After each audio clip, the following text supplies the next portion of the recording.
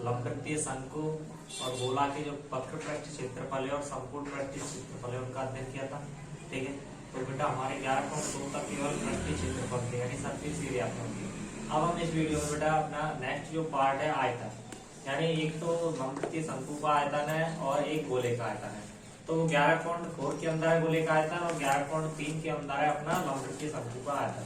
तो यहाँ पे बेटा हम लंबवृत्तीय शंकु के जो आयतन है उसके बारे में अध्ययन करेंगे। तो बेटा सबसे पहले हम जान लेते हैं पहले आयतन क्या होता है। ठीक है, एक वर्ड लिखा हुआ है यहाँ पे, देखो बेटा पृष्ठ क्षेत्रफल के बारे में तो पहले ही अध्ययन कर चुके हैं, आप समझेंगे हम आयतन क्या है। बेटा सुनो, आयतन उन्हीं ज्यामितीय आकृतियों का निकाला जा सकता है जो कैसी है बेटा, जो त्रिविमीय होनी चाहिए यानी 3 डायमेंशनल रूप। मैंने पहले ही बता चुका हूँ, एक एक्स, एक वाई और एक एक्स, यानी अगर हमें मालूम तो एक लंबाई, एक चौड़ाई और एक ऊंचाई, तीनों, या फिर क्षेत्रफल में मैं ऊंचाई का गुणा कर दूं तो भी आयतन निकले। आयतन बराबर क्षेत्रफल इंटू, ये भी बेटा अपना आयतन वॉल्यूम। बेटा क्या होता है, जैसे कोई भी, जैसे मान लो बेटा, देख मैं मानता हूँ जैसे ये बुक है अपनी, ये बुक 3 डायमेंशनल है। क्लियर? कैसे? अगर मैं इसकी लंबाई मान लूं, ये चौड़ाई मान लूं, तो इसकी गहराई ये वाली है। ठीक है, तो अगर मैं ऊपर वाला पृष्ठ मानूं, ये तो सरफेस है, पूरा एरिया है, इस एरिया के साथ इस एच का गुणा कर दूं तो ये आयतन बन जाएगा। क्लियर? एक तरह से बेटा आयतन क्षेत्रफल ही होता है, बस अब उसमें क्या होती है, गहराई। क्लियर? जैसे समुद्र होता है नीला, ऊपर से दिखता है, वो तो पृष्ठीय क्षेत्रफल है उसका, लेकिन हम नीचे की ओर चले जाए तल तक तो उसमें एच का गुणा करने पर क्या बन जाता है बेटा, आयतन। ठीक है, तो एक द्रव्यमान हुआ, एक आयतन हुआ और एक घनत्व हुआ, तीनों ही आपस में क्या होते हैं बेटा, कनेक्टेड होते हैं। ठीक है, तो हम यहाँ पे बेटा पढ़ेंगे सबसे पहले लंबवृत्तीय शंकु का आयतन। तो पहले देखो बेटा, मैं शंकु अपने जो आकृति होती है वो जोकर की टोपी के समान होती है, जो मैं पहले ही बता चुका हूँ। ठीक है बेटा, ये इसकी तिर्यक ऊंचाई होती है यानी एल। ये मैं पार्ट अगर यहाँ से यहाँ तक मानूं तो ये है इसकी ऊंचाई एच, ऊंचाई एच, और इस पॉइंट से लेकर यहाँ पॉइंट तक है, इसको मानते हैं त्रिज्या r। अब देखो बेटा, एक कंडीशन है वो पहले की तरह फॉलो करनी पड़ेगी कि इसमें जो त्रिज्यक लंबाई है एल का मान निकाला जाता है r² प्लस h²। कुल मिला के ये ऐसे होता है l² बराबर r² प्लस h²। यदि इन तीनों में से कोई दो मान दिए गए हो तो एक का मान निकाल सकते हैं इस सूत्र की सहायता से, यानी त्रिज्यक लंबाई के सूत्र से। क्लियर? अब निकालेंगे बेटा हम क्या, शंकु का आयतन। तो शंकु का आयतन बेटा निकालना का डायरेक्ट ही बताओ, मान लो बेटा एक बेलन है, ठीक है, एक बेलन, और एक मैंने ले लिया बेटा शंकु। ठीक है, देखो बेटा, यदि मैं एक बेलन ले लूं, ठीक है, कोई भी गिलास ले लूं मान ले, लेकिन वो बेटा गिलास का थोड़ा सा नीचे से जैसे कम चौड़ा, ऊपर से ज्यादा चौड़ा, तो शंकु के छिन्नक के टाइप का होता है, जो बेटा हटा दी गई है प्रश्नावली उसमें है। ठीक है, तो अगर मैं मान लू सेम ऊंचाई का एक बेलन है, क्लियर, और सेम ऊंचाई का एक शंकु है, यदि मान लीजिए ये पेट्रोल की तरह एक कीपनुमा शंकु है, यदि इसमें मैं लिक्विड भर के इसमें डालूं तो कम से कम मेरे को 3 बार ये भरना पड़ेगा, ये हमेशा फिक्स होता है यदि बेलन और शंकु दोनों की ऊंचाई समान है। क्या है? समान, और इनकी त्रिज्या भी साथ में समान है। देखो, अगर मैं यहाँ से इस पॉइंट से इसको मानूं तो ये त्रिज्या, इसको इससे मानूं तो ये त्रिज्या, यदि इसकी त्रिज्या और ऊंचाई दोनों की समान है तो इसका मतलब है इस कीप को मैं 3 बार पानी से भर दूं और इसमें डालूं तो 3 बार भरना पड़ेगा, मतलब 3 बार इसमें भरना पड़ेगा, फिर इसमें डाल दो तो ये बराबर हो जाएगा बेलन। तो मैं कह सकता हूँ जो ये बेटा शंकु का आयतन है वो बेलन के आयतन का कितना होता है, 1/3 गुना होता है। क्लियर? यानी 3 बार यदि कीप में पानी भर के इसमें डाल दूं तो ये पूरा भर जाएगा। बात आई समझ में? तो ये बेटा इसका जो आयतन है वो कितना होता है, इसका 1/3। तो मैं कह सकता हूँ बेलन का जो आयतन होता है अपना, उसका होता है 1/3, यानी शंकु का आयतन, शंकु का। क्लियर? अब हम नॉर्मली पढ़ेंगे कि शंकु का आयतन क्या है। तो शंकु का आयतन होता है बेटा, वो होता है πr²h/3। क्लियर? देखो बेटा, आयतन मैंने हमेशा बताया, आयतन में त्रिविमीय रूप में चलता है, 3 डायमेंशनल रूप में ही हमेशा आयतन निकाले जाते हैं। यहाँ पे 3 डायमेंशन का मतलब होता है हमेशा 3 भुजाओं का गुणा, चाहे वो लंबाई हो, चौड़ाई हो, ऊंचाई हो, या ऐसे हो 2 लंबाई 1 चौड़ाई, कैसे हुई हो, लेकिन हमेशा 3 जो भुजाएं उनका क्या होता है, गुणा। यहाँ पे देखो 2 तो आ रहे यानी 2 भुजा आ गई, एक एच ये भी भुजा यानी दूरी है, तो तीनों का गुणा आपस में क्या होता है, हमेशा बेटा आयतन। क्लियर? इस प्रकार बेलन के द्वारा हम शंकु का आयतन देख सकते हैं। क्लियर, इस प्रकार मतलब कैलकुलेट किया गया था ये इस प्रकार 3 बार जब मैंने इस टेप के द्वारा पानी भरा और इसमें 3 बार भरा तो ये लेवल तक पहुंच गया। इसका मतलब ये 1/3 आयतन था इसका। क्लियर, तो इसलिए शंकु का आयतन क्या होता है बेटा पाई आर स्क्वायर h/3। बात आ गई समझ में? क्लियर।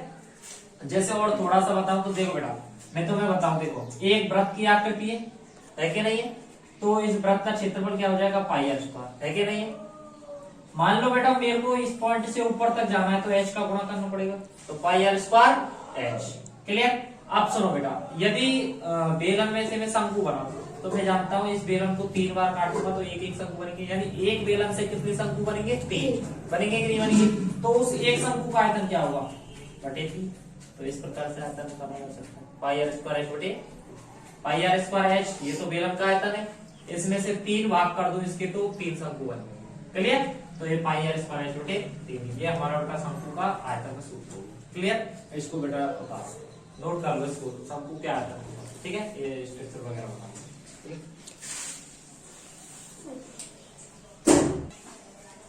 देखो बेटा हमारा एग्जांपल नंबर 9 है, इसको हम सॉल्व करते हैं। क्या है बेटा, देखो मोनिका के पास एक कैनवास का एक टुकड़ा है। कैनवास बोलते हैं बेटा जो अपने टेंट वगैरह लगते हैं ना, जैसे हिमालय क्षेत्र में जब घूमने जाते हैं तो एक टेंट लगाते हैं, तो वो हरे रंग का कपड़ा होता है ना, बैग वगैरह, देखो वही कैनवास है। ठीक है, कैनवास का एक टुकड़ा है जिसका क्षेत्रफल कितना बेटा 551 मीटर। तो मैं यहाँ पे अगर लिखना चाहूँ तो कैनवास का क्षेत्रफल यानी वो कपड़ा है, उस कपड़े का जो क्षेत्रफल है वो है 551 मीटर। क्लियर। नेक्स्ट पार्ट देखो बेटा, वह इससे 7 मीटर आधार त्रिज्या का एक शंकु का आपतन शंकु बनवाना है, यानी 7 जो मीटर है 7 मीटर का एक बेटा शंकु का जो टेंट है वो बनाना चाहती है। क्लियर, बनाना चाहती है। ये हम मानते हुए कि सिलाई और कटाई में लगभग 1 मीटर स्क्वायर कैनवास का खर्च है। जैसे सिलाई में सिलाई करते हैं तो बेटा अंदर से परत 2 की पड़ती है, तो थोड़ा सा पार्ट कहीं पट्टी लगानी पड़े तो उसमें कितना खर्च हो गया बेटा 1 मीटर स्क्वायर का क्षेत्रफल लग गया। क्लियर। अब क्या है बेटा आगे, बेटा कटाई में लगभग 1 मीटर स्क्वायर का जो खर्चा है वो कैनवास में खर्च हो, यानी सिलाई वगैरह में जो भी दुबे अपने कपड़े को उसमें लग जाता है। क्लियर।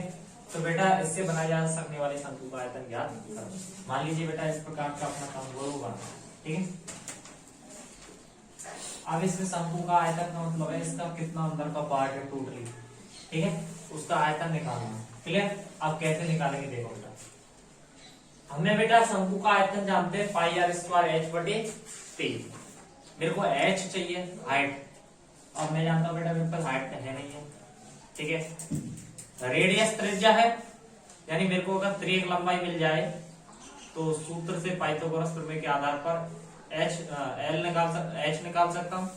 l मिलनी चाहिए पहले मेरे को, लेकिन हमें शंकु का क्षेत्रफल दिया हुआ है, ठीक है। अच्छा, कपड़े का क्षेत्रफल का मतलब है उसका वक्र पृष्ठ दिया हुआ है। हम जानते हैं बेटा शंकु के वक्र पृष्ठ का क्षेत्रफल होता है पाई आर एल, 551 दिया हुआ है। लेकिन इसमें क्या बेटा 1 मीटर स्क्वायर का खर्च हो गया, तो एक को घटा लेंगे तो 551 में से 1 550 बराबर पाई आर एल के कर देंगे, वहां से क्या आएगी एल आने के बाद क्या करेंगे हम एल स्क्वायर बराबर R square plus H square. R को इधर ले आएंगे तो एच का मान निकालेंगे, एच का मान निकालने के बाद शंकु का आयतन ज्ञात करेंगे पाई आर स्क्वायर h/3। देखो कैसे करते बेटा, सबसे पहले मैं लिखूं बेटा सिलाई और कटाई में खर्चा, यह हुआ है बेटा अपना 1 मीटर स्क्वायर। तो शेष कपड़ा कितना हो गया बेटा 551 माइनस 1, ये हो गया 550 मीटर में।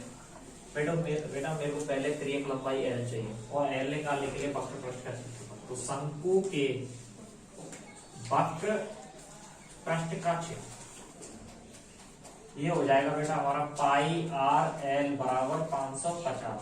देखो बेटा पहले एल निकालिए 550 बटे पाई आर। मैं यहाँ पे क्या करता हूँ बेटा इधर लिख देता हूँ शंकु की त्रिज्या, अपने ये पार्ट है यहाँ लिख देता हूँ, ठीक। ये आर बराबर 7 मीटर, ठीक है। तो एल बराबर हम क्या करेंगे 550 22 बटे 7, यानी बटे वाला ऊपर चला गया इंटू 7। क्लियर। तो बेटा देखो 7 से 7 कैंसिल, 11 दूनी 22, 11 5 55, 50/2, तो 2 का भाग देंगे तो एल आ गया बेटा 25 मीटर। अच्छा एल का मान आ गया। अब मैं डायरेक्टली लगा दूंगा बेटा त्रियक लंबाई से एल स्क्वायर बराबर R square plus H square. अब मेरे को एच चाहिए शंकु के आयतन के लिए, तो मैं क्या करूंगा बेटा आर को इधर लाऊंगा, तो L square minus R square बराबर एच स्क्वायर।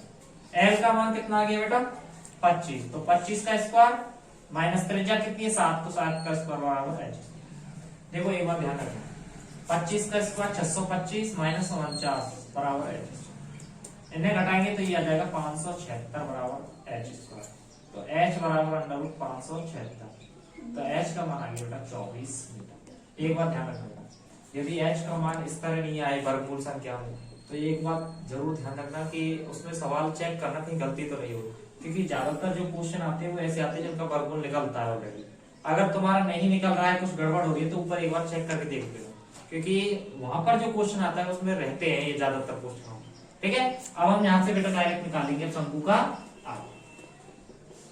तो देखो बेटा शंकु का आयतन क्या होता है हमारा पाई आर स्क्वायर एच बटे 3। तो पाई का मान 22/7, आर का मान 7 × 7, एच का मान अपना 24 आ गया बटे 3। देखो बेटा 7 से 7 कैंसिल, 3 से 24 में 8, 8 का गुणा 7 से करेंगे 56 गुणा 22, 22 की 132 का 2 का 13 38, 22 पंजे 110 और 23 22 की 132 13, 22 पंजे 110 और 13 123, तो ये गया 1232 मीटर। ये बेटा मीटर क्यूब बनता है, इसमें बेटा क्यूब बनता है।